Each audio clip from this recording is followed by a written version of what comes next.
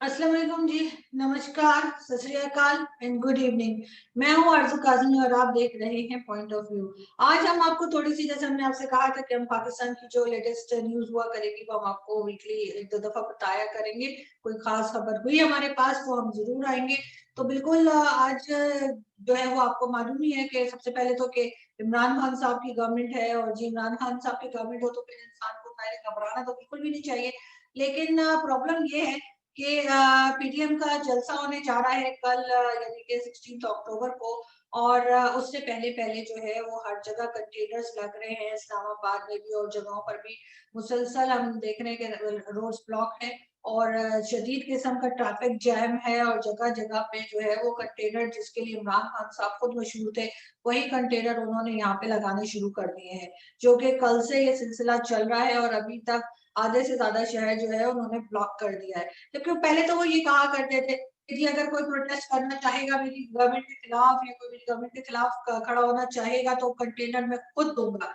लेकिन उन्होंने ये नहीं बताया कि वो ये कंटेनर्स इस तरह से रास्ता रोकने के लिए देंगे। हम तो समझे थे कि वो उसी तरह से कंटेनर देंगे जैसे वो खुद कंटेनर पे खड़े होके और चिल्लाते रहते थे और तकरीरें करते रहते थे, और उनके साथ जो है वो उनके जितने पीटीआई के मेंबर्स थे वो उनकी बारी बारी जो है वो स्पीचेस हम देखते थे। इसके अलावा गाने चलते थे, बड़े बड़े जो सिंगर्स हैं वो आके वहां पे गाने गाया करते थे। तो वो सब चीजें तो नहीं हो रही, बल्कि वो अब ये कर रहे हैं कि वो इस जलसे को रोकने की कोशिश कर रहे हैं। अब देखते हैं उसमें कहाँ तक कामयाब होते हैं। इमरान खान साहब ने कहा था कि उनकी गवर्नमेंट जो आई है उसकी लोग मिसालें देंगे, तो वाकई में ये बात सच साबित हो रही है। लोग उनकी बिल्कुल उनकी गवर्नमेंट की उनकी परफॉर्मेंस की मिसालें दे रहे हैं, अपने कान पकड़ रहे हैं, कह रहे हैं कि या अल्लाह इस तरह का लीडर, इस तरह की पार्टी और इस तरह की गवर्नमेंट हमारे यहाँ ना आए। यानी जो दूसरी कंट्री वाले हैं वो ये मिसालें दे रहे हैं और कान पकड़ रहे हैं अपने।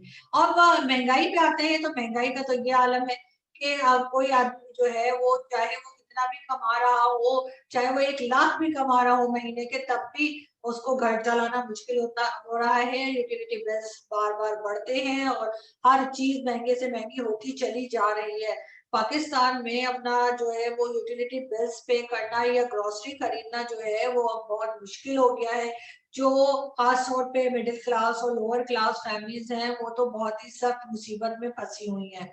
लेकिन इमरान खान साहब के जो मिनिस्टर्स हैं, जो कैबिनेट मिनिस्टर्स हैं, वो उनको कहानियां सुना सुना के निकल जाते हैं और उनको उसमें कोई शर्म आती है ना, उन लोगों में किसी किस्म की कोई गैरत है कि वो इस बात को सोचे कि उन्होंने पहले क्या क्या कहा था। और एक चलती हुई गवर्नमेंट जब उन्होंने रोकी थी और गिराई थी तो उनका ये दावा था कि जी वो तो बहुत जो है महंगाई हो गई है, और यूटिलिटी बिल्स इमरान खान साहब ने खुद जलाए थे, बगावत के लिए लोगों को उकसाया था, आपने कंटेनर पे खड़े होकर बगावत करने को कहते थे। उन्होंने ये भी कहा है कि जी बिल पे ना करें और कोई भी यूटिलिटी बिल्स पे ना करे, और उन्होंने खड़े होकर वो जो बिजली का बिल था उसको खुद जलाया था, और ये इसकी वीडियोस आज भी मौजूद है। अब जब लोग इस बारे में बात करते हैं, लोग जब कहते हैं कि जी यूटिलिटी बिल ज्यादा आ रहा है या महंगाई हो गई है या लोगों को जो है वो रोजगार नहीं मिल रहा, लोग परेशान हैं, तो उसको वो बगावत का नाम देते हैं और वो कहते हैं कि जिसके ऊपर तो मुकदमा हो जाना चाहिए। अभी रिसेंटली 1-2 दिन पहले जो है वो एक पुरानी वीडियो जो है वो हिलरी क्लिंटन की जो है वो भी सामने आई है, जिसमें उन्होंने कहा कि जी पाकिस्तान में जो भी गवर्नमेंट आती है, डेमोक्रेटिक गवर्नमेंट जो भी आती है, उसके पीछे जो एस्टेब्लिशमेंट होती है, उसके पीछे आर्मी होती है और इस तरह के इदारे होते हैं, एजेंसीज होती हैं जो उसको चलाती हैं। अगर यही बात कोई पाकिस्तानी पाकिस्तान में बैठ के कहे तो उसके ऊपर तो जी जुर्माना भी हो जाएगा, उसको तो जी कई साल की शायद जो कैद है उसकी सजा की भी अनाउंसमेंट हो चुकी है। तो फिर हिलरी क्लिंटन को ये लोग किस वक्त सजा देंगे और उससे वो फाइन या जुर्माना कब लिया जाएगा। यहाँ पर आपको मैं ये भी बताती चलूँ कि आप लोग वैसे तो खैर आप लोग जानते ही होंगे, आप लोगों ने, क्योंकि सोशल मीडिया हमारा आजकल बहुत एक्टिव है और लोग उस पे से अक्सर न्यूज़ देख लेते हैं, लेकिन फिर भी मैं बता दूँ कि ladies health worker, young doctors association, clerk और पैरामेडिकल स्टाफ, ये सब लोग काफ़ी दिनों से स्ट्राइक पर हैं, रोड पर बैठे हुए हैं, कोई पार्लियामेंट हाउस के सामने, कोई कहीं। और उनका मुतालबा ये है कि उनको कई महीनों से सैलरीज नहीं दी जा रही, जिनके जो दूसरी फैसिलिटीज हैं वो नहीं प्रोवाइड की जा रही, और अगर कोई सैलरीज दी गई है तो कम दी गई है। उसके ऊपर किसी ने कोई कमेंट नहीं किया, किसी किस्म का कोई बात ना प्राइम मिनिस्टर हाउस से की गई है, ना ही वहां पे गवर्नमेंट का कोई भी गया है तो जाकर उनको तसल्ली दे या उनको समझाए या उनका मसला हल करे। मैंने मोहसिन दावड़ को जरूर देखा था कि वो वहां पर गए थे और उन्होंने वहां जाके उन लोगों के साथ जो है वो उन लोग के सारे एकजुहती किया, उनसे कहा कि वो उनके साथ है और उनको थोड़ा हौसला दिया। लेकिन गवर्नमेंट की तरफ से ना तो प्राइम मिनिस्टर, ना उनके कैबिनेट के कोई लोग, ना उनके अपने जो टेढ़े मेढ़े मिनिस्टर जो उन्होंने रखे हुए जो हमें कुछ ना कुछ उल्टी सीधी स्टेटमेंट देते हैं शेख रशीद टाइप के, ना वो गए हैं और ना ही उनके सेनेटर्स जो उन्होंने अपने सेनेटर्स बनाए हैं पीटीआई के, जिनको तो शायद कोई ढंग की जॉब भी ना कभी दे उस, लेकिन वो चमचागिरी करके और बूट पॉलिश करके सेनेटर्स बन गए हैं। आप समझ ही रहे होंगे जिनको मैं कह रही हूँ। तो वो उन लोगों को जो है तौफीक नहीं हुई कि वैसे तो वो जलसों में जाके बड़ी बड़ी बड़के मारते हैं और इमरान खान साहब के बारे में जो है वो कहते हैं जमीन आसमान एक कर देते हैं उनकी तारीफ में। लेकिन जिन लोगों को धोखा देके, जिन लोगों को उल्लू बना के वोट लेके या वोट के बगैर जैसे भी जिन लोगों से जो है वो नारे लगवा के वो सीट तक पहुंचे हैं, उनके पास जाके हमदर्दी के दो बोल बोलने के लिए भी उनके पास टाइम नहीं है। कोरोना में बड़ा जी हुआ कि जी पाकिस्तान ने कोरोना बड़ा अच्छा हैंडल किया है, पाकिस्तान जैसे कोरोना तो किसी ने हैंडल किया ही नहीं। सारी दुनिया में जो है वो ये मर्ज फैलता जा रहा है, ये वायरस जो है सबको डैमेज कर रहा है, लेकिन पाकिस्तान में नहीं। ये तारीफें अपनी खुद की जो है वो खुद ही करते रहते हैं, किसी और के मोहताज नहीं है। पीटीआई में एक ये बहुत जबरदस्त क्वालिटी है कि अब वो किसी दूसरे के मोहताज ही नहीं है उनको कि कोई दूसरा उनकी तारीफ करे, वो अपनी तारीफ खुद ही करते रहते हैं। नहीं हम तो ऐसे, हम तो वैसे, हम तो वैसे करके अपनी तारीफें करने की एक बीमारी है, वो है पीटीआई को। तो यहाँ भी उन्होंने इसी तरह की तारीफें की और उसके बाद जो आम आदमी अगर कोई इधर उधर कुछ हो रहा है तो उनको फौरन एसओपीज याद आ जाते हैं और वहां पे गिरफ्तारियां हो जाती है, बहुत लोगों को पकड़ के इन्होंने बंद कर दिया। इसके ऊपर के जी एसओपीज को फॉलो नहीं किया जा रहा था जबकि कोरोना वायरस फैला हुआ है। और लेकिन जब खुद सदाकत अब्बासी जो इनके मेंबर हैं पीटीआई के, उन्होंने जब कन्वेंशन किया, जो वर्कर कन्वेंशन किया, तो उसमें एसओपीज का कोई ध्यान नहीं रखा गया। ये चीज टीवी चैनल्स भी दिखा चुके हैं, लेकिन उसके ऊपर उन्हें कोई शर्मिंदगी नहीं। लेकिन हाँ, अगर अपोजिशन उठकर कोई किस्म का जलसा जुलूस या कुछ करना चाह रही है तो इनको फौरन ही याद है, ओ हमारे तो कोरोना वायरस फैला हुआ है, हमने तो एसओपीज देखने हैं। तो भाई एसओपीज आपके टाइम पे कहाँ थे? एसओपीज उस वक्त कहाँ थे जब सदाकत अब्बासी जो थे वो कन्वेंशन वर्कर कन्वेंशन सेंटर में जाके जो वर्कर कन्वेंशन कर रहे थे और उन लोगों से बातें कर रहे थे, अपने सारे वर्कर्स को बुला के जो आप लोग वाह वाह वाह वाह वाह करवाते हैं, वो सब कुछ चल रहा था उस वक्त। वो एसओपीज आपको क्यों याद नहीं आए? उसके बाद फिर हम आ जाते हैं मोहित यूसुफ की तरफ। मोहित यूसुफ साहब ने बहुत जबरदस्त एक इंटरव्यू दिया इंडियन इंडियन चैनल को, पता नहीं वो चैनल कौन सा है, मैंने तो आज तक देखा नहीं है, लेकिन हाँ वो एंकर की शक्ल मुझे कुछ देखी देखी सी लग रही थी। एनीवे, उन्होंने जाके वहां पर एक बड़ा दबंग किस्म का इंटरव्यू दिया जिसको पाकिस्तान में बहुत पसंद किया जा रहा है बहुत।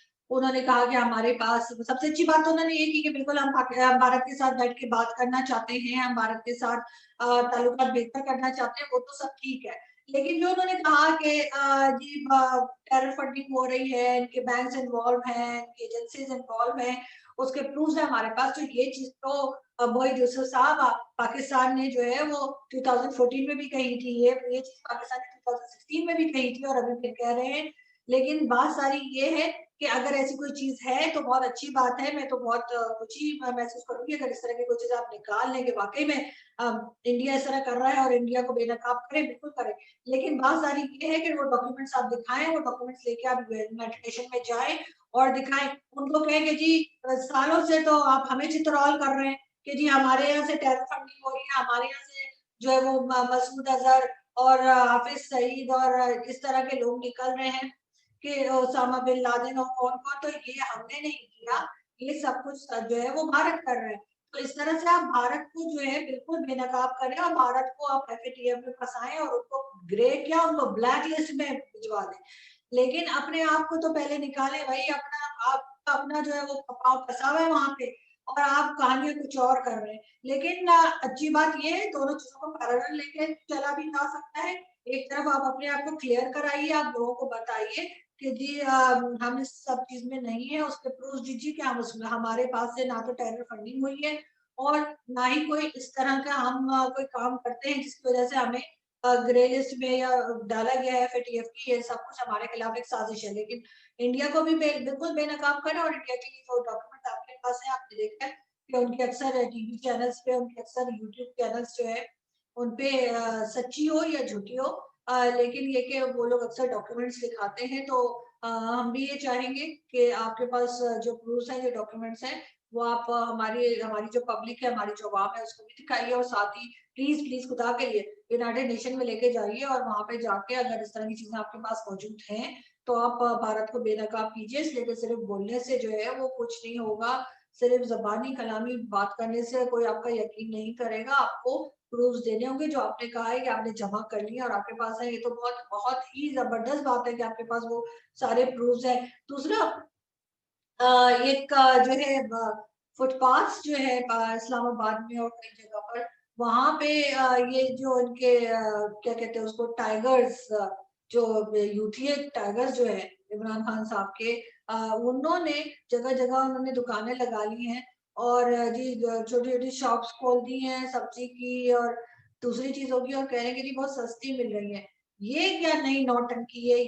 ये समझ में मेरे नहीं आ रहा। ये जो इनकी सो कॉल्ड टाइगर फोर्स है, उसके लोगों को इन्होंने कहा है कि वो फुटपाथ पे बैठे। सबसे पहली बात तो ये फुटपाथ चलने के लिए होता है, फुटपाथ इनकी दुकानें लगाने के लिए नहीं होता। जो ये अपनी दुकानें खोल के बैठ गए हैं और उसके बाद तरह तरह की चीजें बेचने शुरू कर दी हैं, तो वो सबसे पहले देखिए तो पहले इस्लामाबाद में जगह जगह फुटपाथ जो है उसको, यहाँ पे जो माफिया है, जो गाड़ियों की जो माफिया है, जो कार शोरूम्स की जो माफिया है, G8 में, G9 में, F10 में, G10 में, उन्होंने पहले ही उस जगह को घेर रखा है और लोगों को फुटपाथ पे जो चलने की जगह है वहां पे वो जगह घेर के अपनी गाड़ियां खड़ी कर दी है। वो तो कोई देखता नहीं, ना यहाँ के इस्लामाबाद पुलिस देखती है, ना ट्रैफिक पुलिस देखती है उनको, ना ही कोई और उनको हटाने की कोशिश करते हैं, क्योंकि ये लोग भत्ते खाते हैं। ये लोग उनसे पैसे लेते हैं, ये लोग उनसे उनकी पेरोल पर हैं। वो कार शोरूम वाले इनको पैसे दे देते हैं, ये वो पैसे पकड़ लेते हैं। उसके बाद ये फुटपाथ पे जितनी गाड़ियां खड़ी करनी कर लो, लोग सड़क पे चल रहे होते हैं और गाड़ियां फुटपाथ पे खड़ी होती है। तो ये तो यहाँ पर हाल है, और ये हाल अभी का नहीं, ये हमेशा से है। जब नवाज शरीफ साहब की गवर्नमेंट थी तब भी यही हाल था, और अब तो जाहिर है इमरान खान साहब की गवर्नमेंट है, अब तो ये होना ही है। क्योंकि इमरान खान साहब ने तो सिवाय इसके कि वो नैब को जगह जगह लोगों के पीछे लगाने के, अब जो काम से वोट लिए थे वो तो उन्होंने कुछ करना नहीं है। उन्होंने आवाम को किसी किस्म का कोई रिलीफ ना देने की कसम खाई हुई है, और उस पर वो बड़े स्ट्रॉन्ग जा रहे हैं। कल 16 अक्टूबर और पीडीएम का जलसा है, लेकिन उससे पहले पहले आसिफ अली जरदारी साहब जो के फॉर्मर प्रेसिडेंट ऑफ पाकिस्तान है, उनको नैब ने गिरफ्तारी वारंट उनके जारी कर दिए हैं। ये इस चीज का साफ पता लग रहा है कि इससे कि गवर्नमेंट कितनी घबराई हुई है और गवर्नमेंट क्या करने जा रही है, और गवर्नमेंट को कितना ज्यादा टेंशन है इस बात का कि अपोजिशन के लोग निकल आए। अगर ऐसा ना होता, अगर गवर्नमेंट रिलैक्स होती, और गवर्नमेंट को मैं करनी था जितना मर्जी जलसा करो, अब हमने तो इतने जबरदस्त काम किए कि हमें तो आवाम कहीं जाने ही नहीं देगी, हमें तो पब्लिक ही बिठा के रखेगी, हमें तो सब करेंगे। तो अगर ऐसे कोई सोच होती तो मेरा ख्याल है कि आसिफ अली जरदारी साहब को जलसे से एक दिन पहले गिरफ्तारी के वारंट ना गए होते, जो कि उनको चले गए हैं। और ये चीज साफ बता रही है कि किस तरह की अफरा तफरी पाकिस्तान में फैली हुई है। इमरान खान साहब की कुर्सी, मैं कह रही हूँ इमरान खान साहब की कुर्सी हिलने लगी है, और अब उनको डर लग गया है कि जी, क्योंकि इस्टेब्लिशमेंट भी थोड़ी थोड़ी, अगर आप नोटिस करें सोशल मीडिया स्पेशली ट्विटर पे, तो किसी ना किसी किस्म के आपको पता लगेगा कि जो कमर जावेद बाजवा साहब है, जो आर्मी चीफ है, उनकी तरफ से भी थोड़ा सा जो है ना, कहते हैं चल परे हट, वो वाला थोड़ा सा बिहेवियर आना शुरू हो गया इमरान खान साहब के लिए। और ऑब्वियसली ये चीज खान साहब भी महसूस कर रहे होंगे, और जिसकी वजह से जो है वो ये सारी टेंशन है कि इसको पकड़ लो, उसको पकड़ लो, उसको पकड़ लो, कि उनको लग रहा है कि ये अगर इस तरह की गिरफ्तारियां हो जाएंगी तो उससे ये इस तहरीक को रोक सकेंगे या लोगों को कायल कर सकेंगे। असल प्रॉब्लम ये है कि जी आपने ना महंगाई कंट्रोल की, ना आपने लोगों को जॉब्स दी, ना आपने लोगों के लिए घर बनाए, आपने सिर्फ और सिर्फ तकरीरें की हैं। और उसके बाद आप इसी तरह की जो है वो डिफरेंट किस्म की सिर्फ स्पीचेस देने के लिए बहुत माहिर हैं, जो कि आप बहुत जबरदस्त देते हैं और सुन के तो लगता है कि मेरे ख्याल कल परसों में मसला हल हो जाएगा, लेकिन होता कुछ भी नहीं है। और कई दफा आपने इस तरह की भी क्रिटिसिज्म की है अपने पोजीशन के ऊपर, जो कि आपके स्टेटस से मैच नहीं करती, बहुत ही लो स्टैंडर्ड की। ऐसा लगता है इधर ही इनकी जो तकरीरें वो आजकल रीना मलिक लिख रही है या शेख रशीद लिख रहे हैं, कोई इसी तरह का कोई लिख रहा है कि जिस तरह के अल्फाज इमरान खान साहब इस्तेमाल कर रहे हैं आजकल, ये साफ वो बता रहा है कि इमरान खान साहब घबराए हुए हैं। तो मैं सिर्फ इस वीडियो में ये कहना चाहूंगी कि खान साहब आपने घबराना नहीं है, कुर्सी का क्या है जी, आती जाती रहती है, कल किसी और के पास थी, आज आपके पास है और कल फिर किसी और के पास है। असल बात यह है कि आपने घबराना नहीं। Thank you.